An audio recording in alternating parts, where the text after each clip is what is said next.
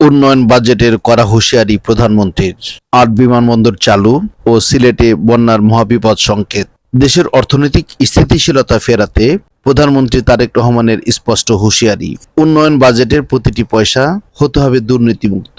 জেলা প্রশাসকদের দেয়া নির্দেশে স্পষ্ট বার্তা।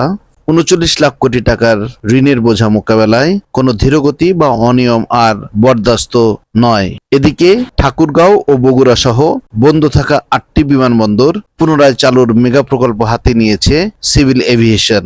বগুড়ায় বুয়েটের তত্ত্বাবধানে গড়ে উঠবে অত্যাধুনিক ফ্লাইং একাডেমি। প্রকৃতির চোখ রাঙানি উত্তর পূর্বাঞ্চলে।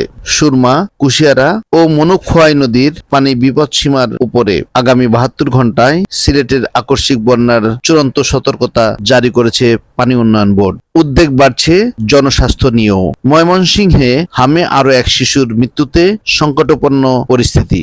দেশ জুড়ে চলছে জরুরি গণ টিকাদান। আর সীমান্তের ওপারে পশ্চিমবঙ্গ বিধানসভা নির্বাচনের ভোট গণনায় বইছে পরিবর্তনের হাওয়া।